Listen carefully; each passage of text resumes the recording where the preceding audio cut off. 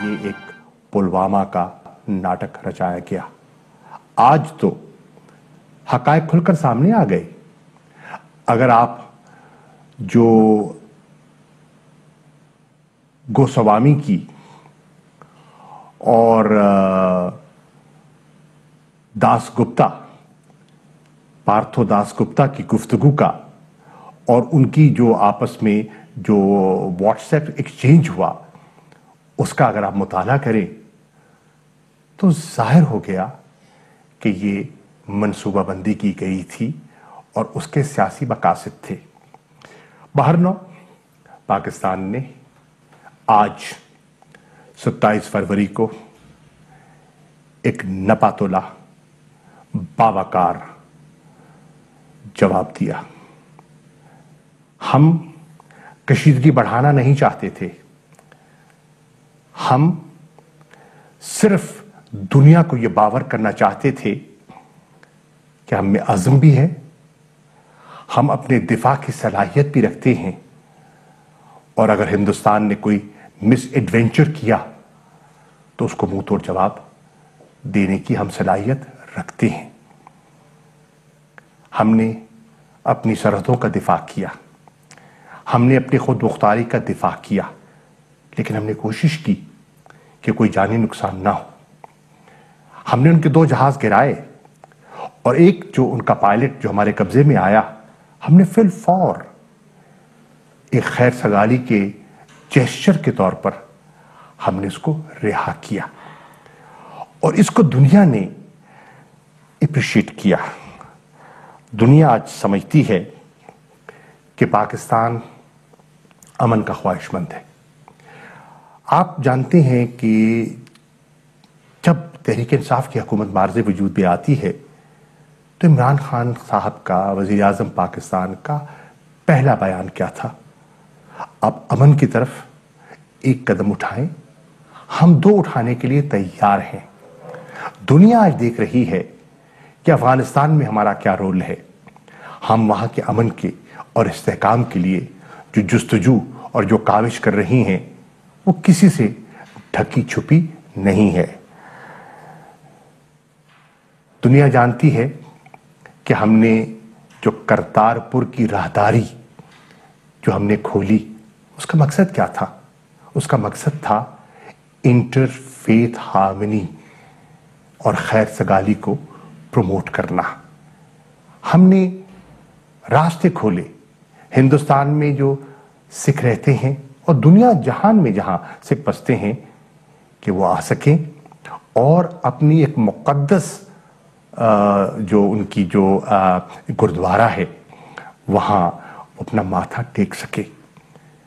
یہ ہے ہمارا جذبہ اور یہ تھی ہماری سوچ۔ بہرنو 5 اگست 2019 ہندوستان نے کچھ اقدامات اٹھائے۔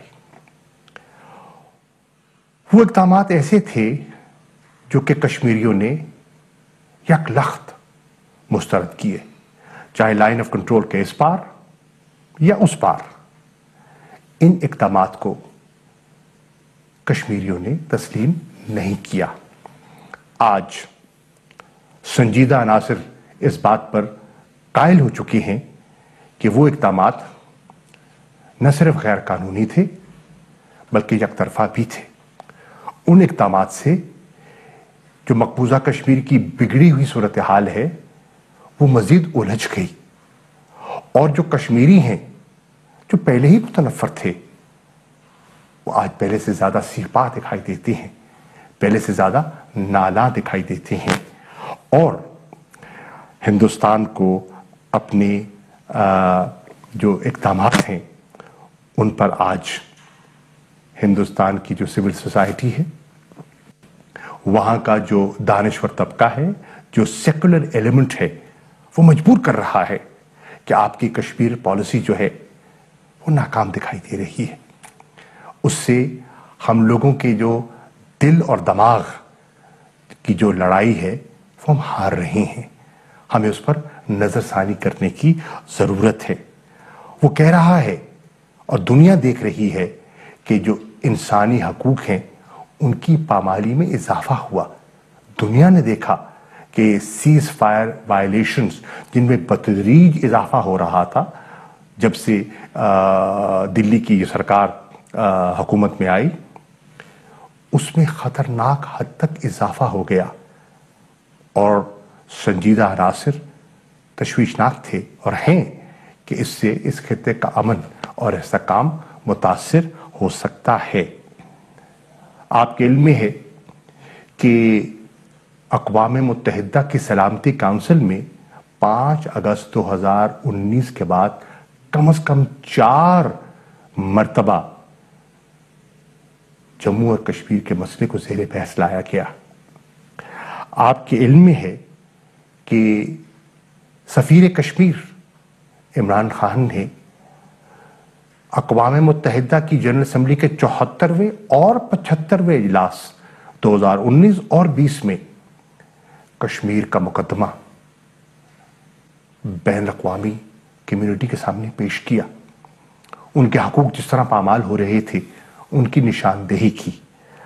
آپ کے علم میں ہے کہ 120 سے زیادہ ایسی نشستیں ہوئیں جس میں عمران خان صاحب نے، دفتر خارجہ نے ورلڈ لیڈرز کے ساتھ رابطہ کیا، UN اتھارٹیز کے ساتھ ان سے رجوع کیا اور اس کے ساتھ ساتھ جو انٹرنیشنل آرگنائزیشنز ہیں ان تک اپنا نقطہ نظر پیش کیا. آپ یہ بھی جانتے ہیں کہ اقوام متحدہ کے سیکرٹری جنرل فروری 2020 میں جب پاکستان تشریف لاتے ہیں، ان کی پریس کانفرنس آپ نے یقیناً دیکھی ہوگی، انہوں نے جو بگڑتی ہوئی صورتحال ہے اس پر اپنی آپریشن سوئفٹ ریٹارٹ کے 2 سال مکمل ہونے پر وزیر خارجہ شاہ محمود قریشی خصوصی گفتگو کر رہے تھے. انہوں نے کہا کہ مودی نے سیاسی کامیابی کے لیے یہ ڈرامہ رچایا تھا. Fly with PIA and save gold. Register now. Scan QR code and register yourself to get gold and loyalty benefits.